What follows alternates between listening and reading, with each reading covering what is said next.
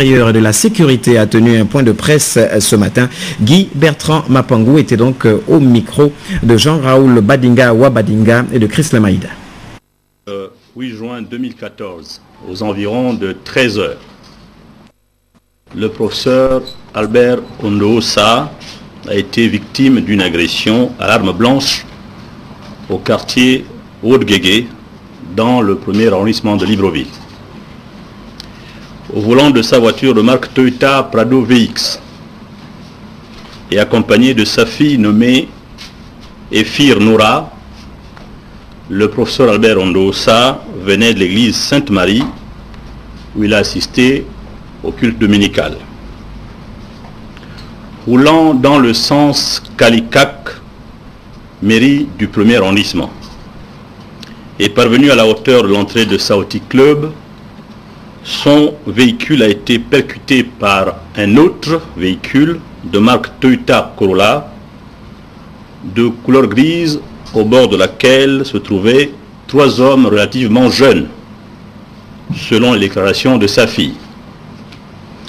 Le témoignage de mademoiselle Efir, consigné dans le procès verbal de son audition dressée par la police judiciaire, nous indique que le professeur Ondoosa serait descendu de son véhicule pour demander des explications au chauffeur de la Toyota Corolla. Pendant ce temps, un des occupants du dit véhicule est sorti brusquement avec un couteau et a poignardé à 2 reprises son père sur le flanc gauche. Par crainte de représailles des riverains qui ont été alertés par les cris de mademoiselle Efir, les agresseurs ont vite pris la poudre d'escampette dans le sens inverse. Malheureusement, sous le choc, la fille du professeur Ondoosa n'a pu relever l'immatriculation du véhicule des agresseurs que partiellement. Sitôt après, une enquête a été ouverte par la police judiciaire sous l'autorité du procureur de la République. Pour l'heure, le professeur Ondoosa se trouve interné dans une structure médicale où il a subi une intervention chirurgicale qui, selon les médecins, s'est bien passée. Je vous remercie. Voilà, donc vous l'avez entendu, une enquête a donc été ouverte. Le professeur Albert Ondoosa qui a donc été poignardé alors qu'il sortait du culte en cette période de Pentecôte. Et justement, la célébration de la fête de la Pentecôte à l'église Betsaïda autour de l'archevêque Moulaka, eh bien, les fidèles ont pu s'imprégner donc des symboles de cette grande fête qui marque le fondement même de la foi chrétienne. Tassiana Ninko pour le compte-rendu, Arnaud Mengue pour les images. La Pentecôte, fête chrétienne de l'effusion de l'Esprit Saint, a connu son euphorie à l'église Betsaïda, cathédrale du PK8. L'archevêque Moulaka, à l'unisson avec l'ensemble des fidèles, ont célébré l'hymne des cieux en hommage à l'événement qui fonde le soubassement de l'église. La Pentecôte, c'est une fête de la moisson, n'est-ce pas, au 1er siècle, n'est-ce pas, après la mort du Seigneur Jésus. 50 jours donc après, n'est-ce pas, son élévation, il fallait donc que la promesse qu'il avait dite, n'est-ce pas, aux disciples s'accomplisse en envoyant son esprit. Mais des siècles auparavant, au temps de Moïse, c'était la fête de la moisson. C'était le temps, n'est-ce pas, où les hommes et les femmes devaient se rappeler, aller, n'est-ce pas, à Jérusalem, montrer, n'est-ce pas, le fruit de leur travail, le fruit de leur labeur au Seigneur. Non seulement ça, je disais aussi que la Pentecôte, c'est un cadeau de Dieu pour les humains. Dieu, en esprit, vient nous donner des capacités surnaturelles pour opérer dans le monde du surnaturel. Et Jésus a dit que les paroles que je vous donne sont esprit et vie. Donc elles sont tellement vivantes que si vous croyez, vous voyez la gloire de Dieu. Puis le partage du pain et du vin, symbole du corps et du sang de Christ. La Pentecôte à Betsaïda a été aussi le lieu d'une forte intention de prière pour la paix au Brésil, pays du sud de l'Amérique qui va abriter à partir du 12 juin prochain la Coupe du Monde 2014. Remplis de l'esprit, les fidèles de Betsaïda se sont séparés au rythme de chants et danses en honneur à Dieu le Créateur. La Pentecôte encore, mais cette fois-ci du côté du 5e arrondissement, la mairie du 5e arrondissement donc de Libreville. Un regroupement de jeunes chrétiens de la capitale s'est donc organisé dans ce sens autour donc d'une campagne d'évangélisation afin bien sûr de partager la nouvelle de Christ au plus grand nombre. Le reportage, on retrouve bien sûr la charmante voix de Tatiana Nico. Allez par toutes les nations et faites des disciples. C'est l'une des ordonnances que le Christ adressa aux apôtres. C'est dans cette optique d'évangélisation que s'est mobilisé un groupe de jeunes chrétiens de divers horizons. Et pour rendre plus visible le message de la croix, les messagers du Christ ont procédé à des représentations bibliques. Pendant ces 4 jours, l'objectif était, comme on disait au départ, glorifier, magnifier le nom de Jésus. Alors, dans ces 4 jours, il y a eu des sketchs, il y a eu des témoignages vidéo, il y a eu des témoins des personnes qui ont parlé de leur vie passée et comment c'est que Jésus a fait dans leur vie. Par ce programme, nous voulons inviter la population gabonaise à la repentance et à revenir à Jésus. Cette campagne d'évangélisation aux couleurs de la patrie est aussi une forte intention de prière pour la nation. Gabon pour Jésus n'est pas une dénomination, ce n'est pas une association. En fait, c'est une vision que Dieu nous a donnée. Le concept Gabon pour Jésus, c'est tout simplement c'est d'amener à tous les habitants du Gabon à réaliser que la solution de notre pays, la solution du Gabon se trouve en Jésus-Christ de Nazareth. Et nous avons reçu comme verset de base Matthieu 28, verset 19, où le Seigneur nous dit allez et faites de toutes les nations des disciples. Une stratégie d'évangélisation de masse et de proximité que l'Église devrait se réapproprier si elle veut gagner le plus grand nombre à Christ. Et puis on parle à présent de la tournée synodale du pasteur président de l'église évangélique du Gabon. À mi-parcours de cette tournée, Jean-Jacques Ndong Ekwage est donc allé s'imprégner des conditions de travail et de fonctionnement du CES de Foule du côté d'Oyem. Ghislaine Andemasoko sur les images de nos confrères de Télé Africa. Comme l'entrée du Seigneur Jésus-Christ en Galilée, le pasteur président Jean-Jacques Ndong Ekwage est accueilli comme le libérateur de la jeunesse chrétienne protestante. Toi seul est ma confiance, en toi seul est tout mon bonheur. Ici, à la paroisse d'Onfoul, où est implanté le lycée Marie-Nkoan, communément appelé CS d'Onfoul. Les élèves du dit établissement et le corps professoral ont initié une visite inopinée du premier responsable des œuvres de l'église évangélique du Gabon qu'il incarne.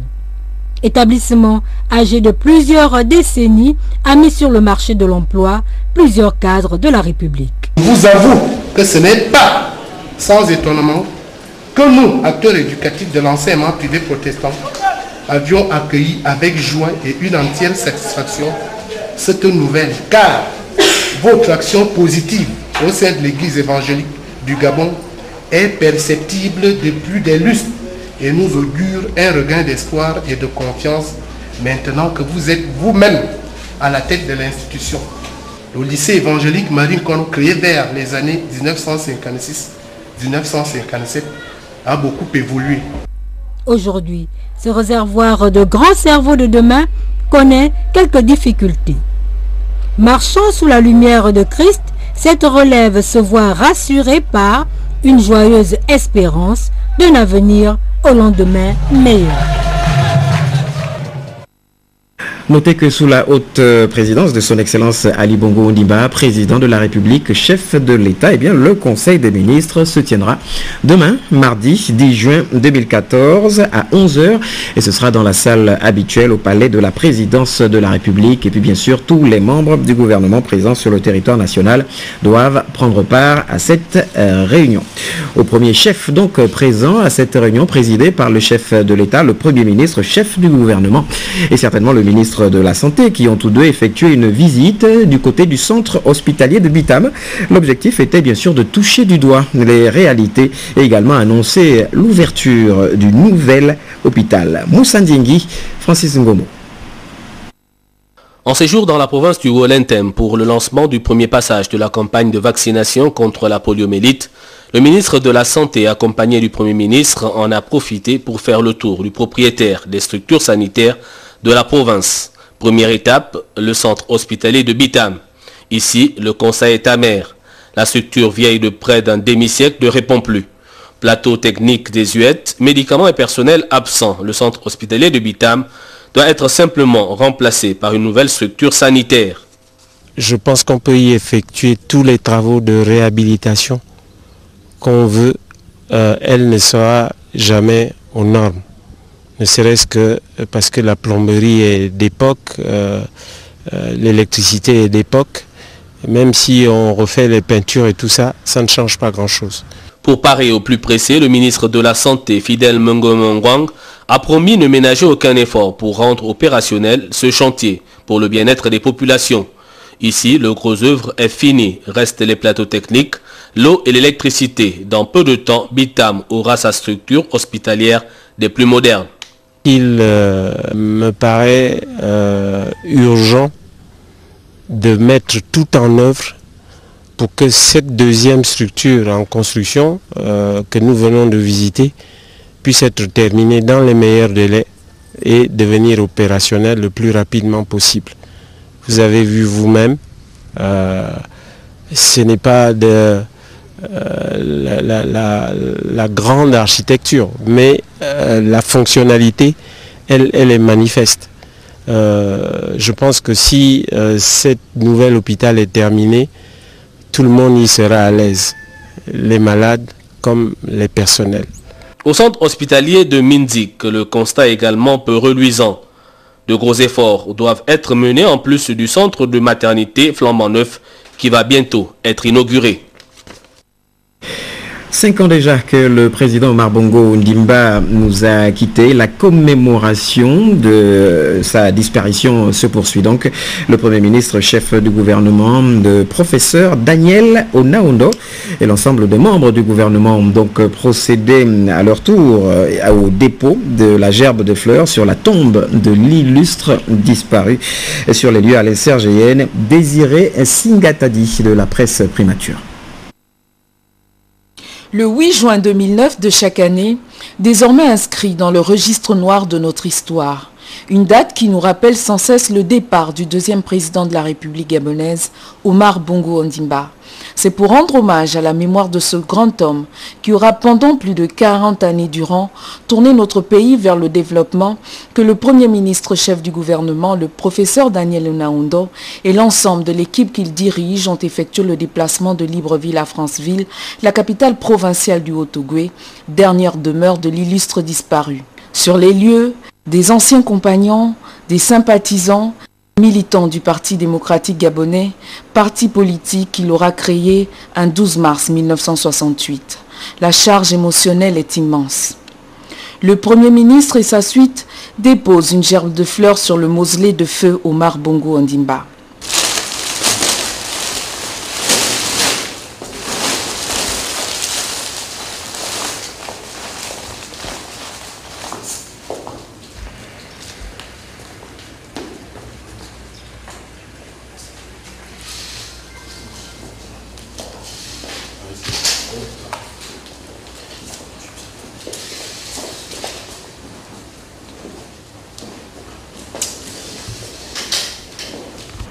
Sur le livre d'or, le chef du gouvernement écrit « Monsieur le Président de la République, 5 années se sont écoulées depuis votre disparition, mais votre souvenir demeure.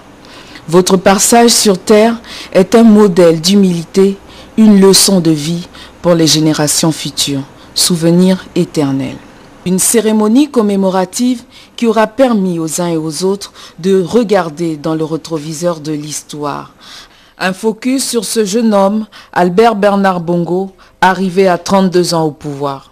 Un homme qui entrera dans l'histoire de la planète en étant le deuxième président de la République à détenir après le Cubain Fidel Castro le record de longévité au pouvoir. Sur le plan politique, l'homme laissera sans conteste un lourd héritage influencé par sa dimension humaine, notamment par les notions de paix, de dialogue, de partage qui l'auront conduit à de nombreuses médiations. Une paix dans notre pays qui aura pour conséquence une stabilité politique, sociale, favorisant un climat propice aux investisseurs, mais surtout une maturité de nos institutions. Omar Bongo Ondimba marque ainsi par son action à la tête de la nation gabonaise son passage sur terre. Un homme qui, par la dimension de son action, défie avec brio les règles de l'immortalité. Et l'histoire justement d'Omar Bongo Ondimba, c'est également le Parti démocratique gabonais, son œuvre, sa création. Le parti qui a donc respecté la tradition à la tête d'une importante délégation du parti au pouvoir. Faustin Boukoubi, son secrétaire général, est allé déposer une gerbe de fleurs au mausolée du président Omar Bongo Ondimba. Patrick Simangoy, Victor Mundunga, Sophie Alessege.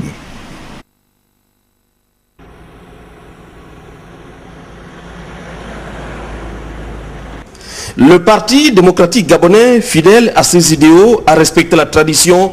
Le secrétariat exécutif du parti, conduit par Faustin Boukoubi, entouré de tous les membres du bureau, élargi aux membres du comité des sages, des responsables locaux du PDG qui sont partis des différentes fédérations provinciales, ont tenu une fois encore à marquer d'une pierre blanche ce 8 juin 2014. 5 années se sont déjà écoulées depuis la disparition le 8 juin 2009 à Barcelone en Espagne du président fondateur Omar Bongo Ondimba. Chez les militants, le souvenir du président fondateur reste encore vivace dans les esprits. Omar Bongo Ondimba ne sera jamais oublié à cause de sa grandiose œuvre accomplie pendant plus de 42 ans. Lui qui s'est résolument mis au service du PDG, du Gabon et des Gabonais d'abord en tant que président fondateur du parti et ensuite en tant que président de la République, chef de l'État, dont l'aura avait même dépassé les frontières nationales et africaines. L'émotion est toujours vive. Nous retrouvons les yeux mouillés, presque comme le premier jour, c'est-à-dire le 8 juin 2009. Mais bien évidemment, nous sommes tenus de nous ressaisir car les responsabilités sont lourdes. Et lui-même, il nous aurait très certainement encouragé à tenir puisque nous devons pouvoir mériter de la confiance qu'il a placée en nous préoccupant de l'héritage qu'il a laissé, c'est-à-dire la population avec ses préoccupations, la paix notamment, l'unité nationale, le développement. Et puisque nous devons y contribuer, nous n'avons pas le droit de nous laisser abattre par l'émotion, mais l'émotion est toujours là. Le Parti démocratique gabonais sait que son président fondateur est irremplaçable, lui seul qui avait le secret du management de cette machine politique. 5 années après son rappel aux côtés du Seigneur, ses héritiers qui ont assimilé la leçon réussissent à conduire le bateau PDG avec assurance, sachant même éviter intrigues et pièges politiques. Le PDG se porte bien, mais surtout les militantes et militants restent attachés à leur président fondateur. Et nous allons essayer de mériter ça. La résidence privée du regretté président Omar Bongo Ondimba, où réside son mausolée à Franceville, a vécu une ambiance particulièrement exceptionnelle. Et voilà, c'est ici que repose en paix depuis 5 années déjà le président fondateur du Parti démocratique gabonais, son Excellence El Hadj Omar Bongo Ondimba, vous le savez, qui a été rappelé à Dieu un 8 juin 2009 à l'hôpital de Barcelone en Espagne. Tous les PDGistes en venant ici nombreux, vous l'avez suivi de la bouche du secrétaire général du PDG, M. Faustin Boukoubi, ont tenu à rendre hommage à un homme, à son œuvre de développement et surtout à son œuvre politique. La politique qui est en amont de toute décision. Et voilà donc, c'était l'hommage mérité 5 années après la disparition du président fondateur du PDG, président de la République, chef de l'État, son Excellence El Hadj Omar Bongo Ondimba. Ici, depuis le mausolée du président Bongo, Victor Mundunga et Patrick Simangoy. Voilà, Victor Monunga et Patrick Simangoy que nous retrouvons tout de suite dans le cadre de cette 5e commémoration de la disparition du président Omar Bongo Ondimba. À l'occasion donc, les militants du PDG ont donc décidé de revivre l'œuvre immense laissée par le regretté chef d'État à travers des projections de films. On regarde.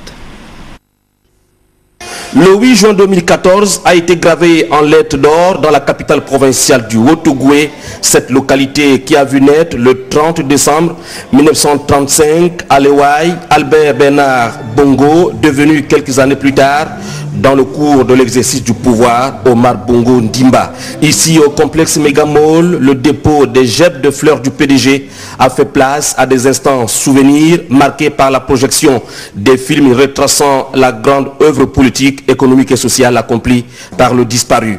Le distingué camarade président Ali Bongo Ondimba m'a demandé de vous informer que les manifestations qui seront célébrées à l'occasion de la commémoration du 5e anniversaire auront véritablement lieu au mois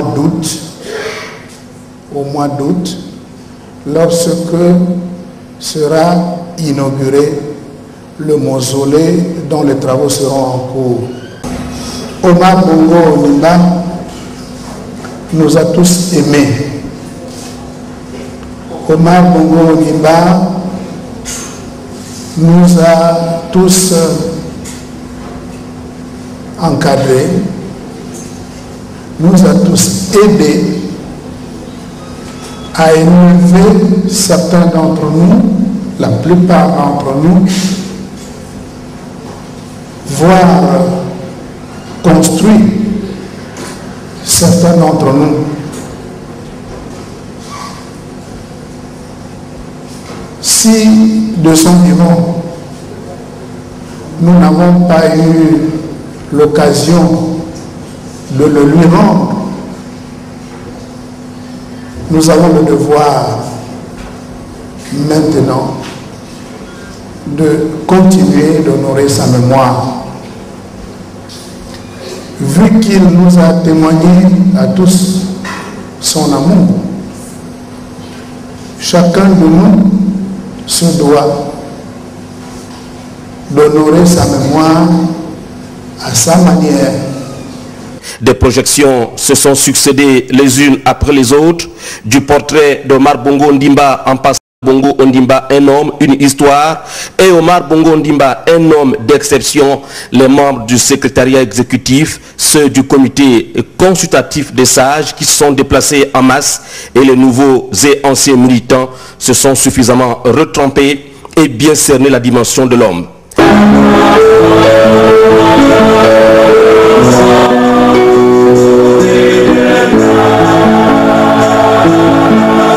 La boucle ici a été bouclée par la prestation des chorales, des moments inoubliables que les militants PDG garderont longtemps en mémoire.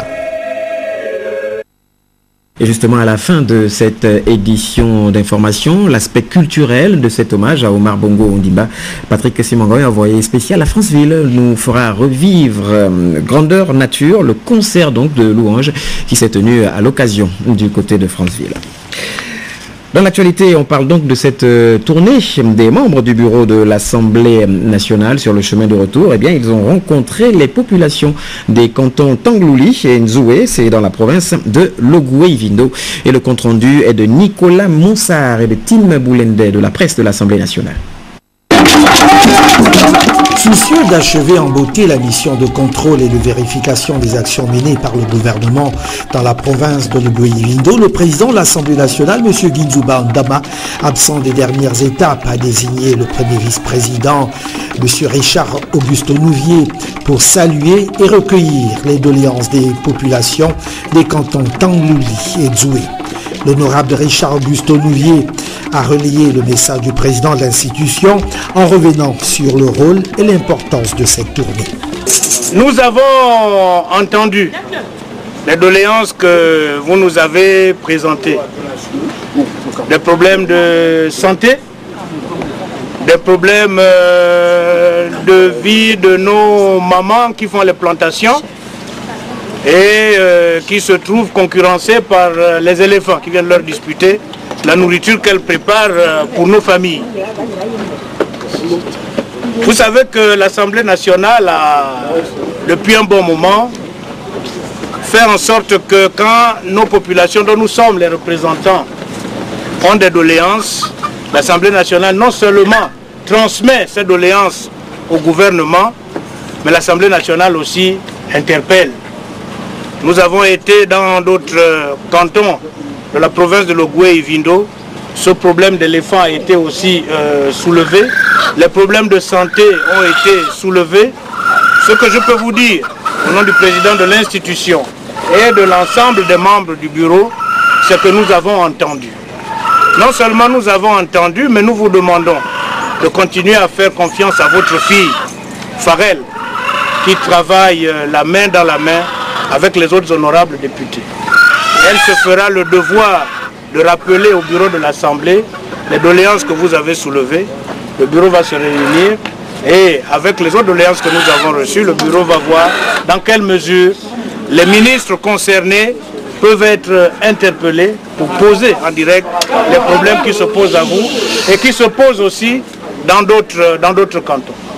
Les populations ogivines ont apprécié à leur juste valeur l'initiative des membres du bureau de l'Assemblée nationale de toucher aux réalités de leur quotidien. Il faut dire qu'au terme de cette mission de contrôle, le président de l'Assemblée nationale a tiré les principaux enseignements de la tournée des membres du bureau de la province de Logoué et Vindo. Il est au micro de Jules Daflor Odembe et de Tim Boulende. Nous sommes venus ici dans Logoué et Vindo il y a 3 ans dans le cadre des journées parlementaires du groupe PDG. Nous avions circulé sur une route poussiéreuse. Nous sommes revenus 3 ans après, de la Lara jusqu'à Auvent, nous avons roulé sur une belle route bitumée. C'est un bond en avant que nous avons accompli en 3 ans dans la province de Logoué et Vindo. Et je crois que d'ici 2 ans, on partira d'Auvent jusqu'à Makoukou sur une belle route comme nous l'avions fait précédemment. Nous avions également visité l'école supérieure des métiers du bois. C'est une belle réalisation de voir qu'on construit ce projet fait de structures en bois. C'est une innovation dans notre pays. Cela veut dire que nous pouvons valoriser notre bois pour que nous puissions améliorer notre habitat. Nous avons visité le centre médical de Mekambo. C'est une très belle réalisation. Dommage que ce bâtiment, ce complexe qui est terminé depuis 2 ans, reste là, inoccupé. Un bâtiment qui est inoccupé des années durant, il finit par se détériorer et la reprise nécessitera des coûts importants pour la remise en état. Nous avons également visité le centre social de Mekambo, tout comme l'opération de pavage de la commune de Mekambo. Je pense que ce sont là de grands projets dans lesquels le gouvernement s'est engagé. Il lui reste à mettre le peu qu'il faut pour parachever ses œuvres. Parce que ce serait dommage qu'on ait mis autant de centaines de millions pour rester en si bon chemin. Donc de manière globale, il faut dire que les projets en cours dans Logoué et Vindo avancent bien, de manière globale. Il y a ici et là quelques lenteurs. Nous l'avons constaté au niveau de l'école supérieure du bois de Boué. Je pense que nous allons attirer l'attention du gouvernement sur la nécessité de remettre à flot ces chantiers de façon qu'ils puissent être menés à leur terme. Et puis pour information, le président du Sénat apporte à la connaissance de mesdames et messieurs les sénateurs que le programme des travaux législatifs est fixé comme suit.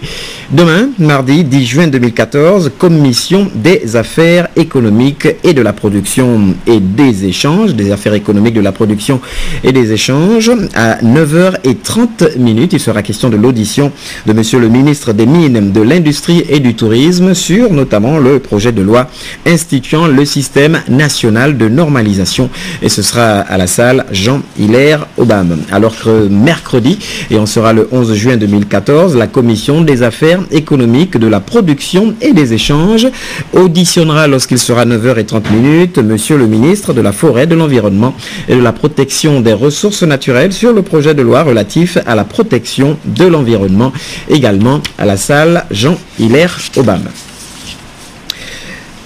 Dans l'actualité, et vous le savez peut-être, le nouveau maire de Lambaréné est donc d'ores et déjà installé. Ingénieur, informaticien, le nouvel édile de la capitale provinciale du Moyen-Ogooué a dit tout mettre en œuvre pour le développement de sa ville, afin notamment d'aller de l'avant et de répondre à l'application du plan stratégique Gabon émergent dans son volet d'intégration. Guy Roger Lendira, Tex Akigassam.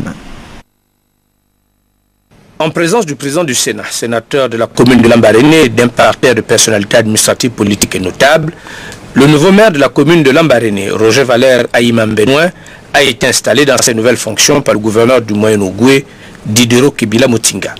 Dans son adresse, le gouverneur, tout en félicitant le nouvel édile, remerciera le maire sortant pour son dévouement et le travail réalisé tout au long de son mandat, et demandera au tout nouveau magistrat de la commune de Lambaréné de mettre en exergue ses multiples compétences intellectuelles et professionnelles au service des populations et de la ville de Lambaréné, tout en rappelant les missions et les tâches qui attendent le nouveau patron de la ville d'Albert Schweitzer.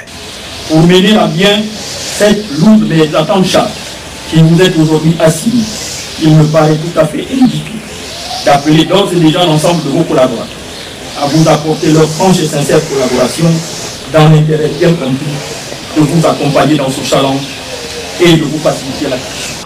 Au cadre de l'administration et de la municipalité, ainsi qu'à l'ensemble du personnel municipal et aux populations, le gouverneur demandera aux uns aux autres d'apporter leur soutien total au maire élu. À son tour, le maire central de Lambaréné installera les maires adjoints de l'hôtel de ville et les maires du 1er et du 2e arrondissement de la commune de Lambaréné qui par la suite, eux, installeront leurs adjoints et les renverront à l'exercice de leurs fonctions. Dans son propos, le maire Roger Valère Aïman Benoît dira que l'heure est désormais au travail et il placera son mandat, entre autres, sous le signe du développement, de la participation, de la cité et de préciser. C'est donc l'occasion pour moi ici de vous esquisser quelques lignes des axes forts de notre mandat. Un mandat placé sous le signe de la relance et du développement de la commune de Lambaréné. Un mandat placé sous le signe de la participation de tous les Lambarénéens, où qu'ils se trouvent, au processus de développement de leur commune. Madame Rose Francine Rogombe demandera au cours de cette cérémonie solennelle d'installation du maire de la commune de Lambaréné une minute de silence à l'occasion du 5e anniversaire du décès du feu président Omar Bongo Ondimba. Et c'est sous une animation culturelle et traditionnelle que la cérémonie d'installation du maire de Lambaréné a pris fin et a donné au chef de quartier présent l'occasion de féliciter le premier magistrat de leur ville qu'il souhaite belle et propre. La suite du journal avec ce communiqué de la SEG, la Société d'énergie et d'eau du Gabon, suite à l'incident à la centrale de production électrique de Mayumba. La SEG qui informe sa clientèle de Mayumba que dans la nuit du dimanche 8 au lundi 9 juin 2014, un incendie d'origine accidentelle s'est déclaré dans la centrale thermique, causant des dégâts importants sur l'outil de production électrique. Cet incident qui a provoqué la perte totale des moyens de production électrique de la centrale et également de l'unité de traitement d'eau est à l'origine de l'interruption des fournitures électriques et d'eau constatées dans la ville de Mayumba. La SEG a immédiatement mobilisé toutes ses équipes pour évaluer l'ampleur des dégâts en vue d'envisager les travaux permettant le retour rapide à un schéma de fonctionnement normal. La SG informe donc qu'elle fera un point régulier sur l'évolution de la situation et exprime tous ses regrets à la clientèle de Mayumba affectée par ce désagrément et la remercie pour sa compréhension. Et communiqué signé du service de communication de la Société d'énergie et d'eau du Gabon.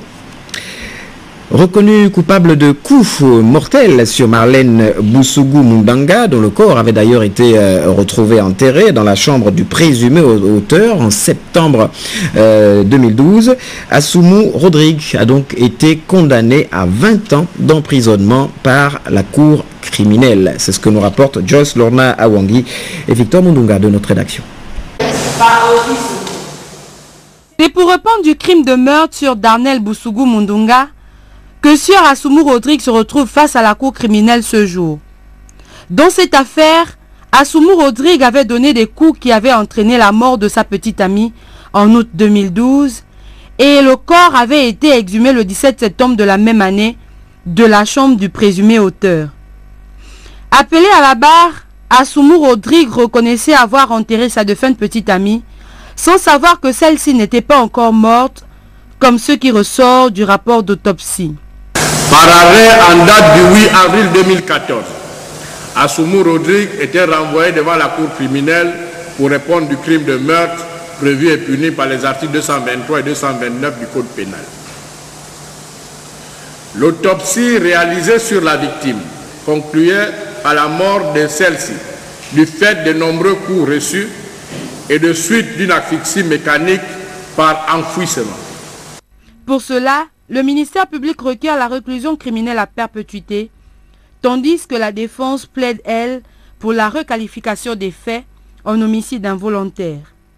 Finalement, la Cour déclare: statuant publiquement, contradictoirement à la majorité des voix, en matière criminelle et en dernier ressort, requalifie le crime de meurtre initialement retenu à l'encontre de Assoumou Rodrigue en celui de coups mortels et l'en déclare coupable. En répression, le condamne à 20 ans de réclusion criminelle, prend acte de la non-conscience des parties civiles de Louari Bousougou d'Arlène, condamne Assoumou Rodrigue aux entiers dépens. Un verdict qui renvoie satisfait la défense. C'est une peine qui est acceptable parce que le crime de meurtre est puni de la réclusion criminelle à perpétuité. Or là, il a eu 20 ans de prison et pour nous, la qualification en coup mortel déjà est bien mieux que la qualification de départ qui est le meurtre. S'il a été prouvé qu'il a donné des coups à la victime, il n'a pas été prouvé que ce sont ces coups qui ont entraîné la mort ou alors que c'est lui-même qui a donné la mort après la commission des coups. Dans cette affaire qui vient mettre un terme à cette session criminelle, le parquet a démontré qu'il est plus que jamais décidé à rendre justice et surtout lance un véritable avertissement aux éventuels criminels. À bon entendeur, salut. Voilà, et puis je m'en vais vous rappeler que sous la haute présidence de son Excellence Ali Bongo Ondimba, président de la République, chef de l'État, le Conseil des ministres se tiendra demain. On sera mardi 10 juin 2014 à 11h et ce sera dans la salle habituelle au palais de la présidence de la République. Il est à noter que tous les membres du gouvernement présents sur le territoire national doivent prendre part à cette réunion.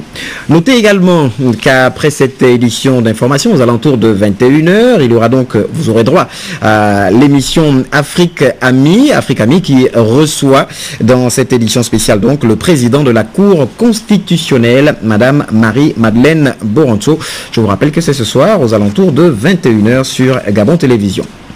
On parle pour la fin de cette édition d'information des manifestations commémoratives du 5e anniversaire du président Omar Bongo Ondimba. Je vous le disais, nous vous l'avions promis, ces manifestations ont donc été bouclées par un concert de louanges. C'était au Carrefour Potos à Franceville.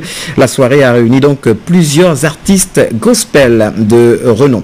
C'est ce que nous rapporte Patrick Simangoy. Victor Mundunga, nos envoyés spéciaux à Franceville. Le grand carrefour de Poto à Franceville a commémoré avec la manière la date du 8 juin. Ils sont venus des quatre coins de Franceville et ses environs saluer la mémoire de celui qu'ils appellent affectueusement Papa Africa, parti dans l'au-delà voilà déjà 5 années. Ce concert géant de louanges, initié par le secrétaire général du gouvernement, Ali Akbar Onangayobege, et les membres du gouvernement Onaondo, a réuni une brochette d'artistes gospel de Libreville et de Franceville. Le show a réussi à donner un cachet spécial à la 5e commémoration de la disparition du président Omar Bongo Ondimba.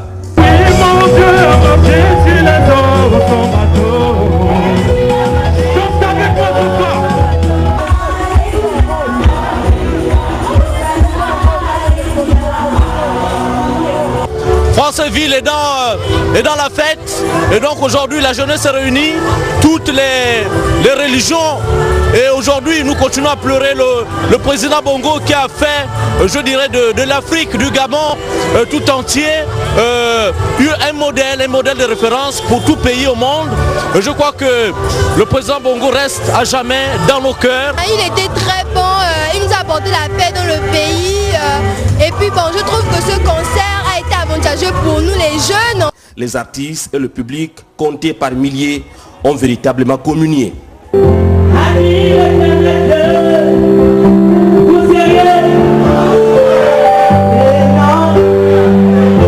C'est un père pour nous, donc on est très contents et nous voudrons que chaque année ça se passe comme ça.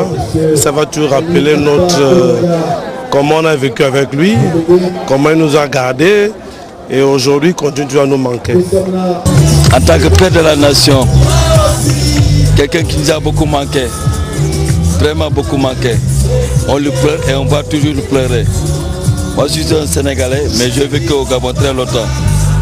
C'est le père de toute l'Afrique et le père de toute nation. Le Carrefour Potos et les organisateurs de ce concert géant de louanges ont atteint les objectifs escomptés.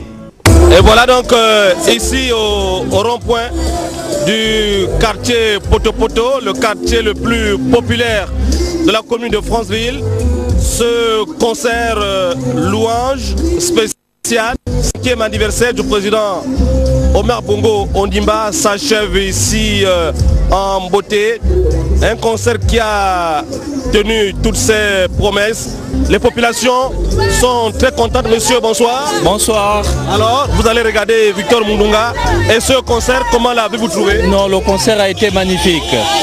Ça nous rappelle vraiment notre père qui est parti. Que Dieu ait son âme. C'était quelqu'un de bien, quelqu'un de prospère, oui. Quelqu'un qui était vraiment gentil et qui avait le sens du partage. Voilà, c'était quelqu'un de bien qui avait le sens du partage. Merci donc d'avoir regardé en direct ce concert depuis Franceville, d'où vous appelle Victor Mundunga et Patrick Simangoy, Gabon Télévision.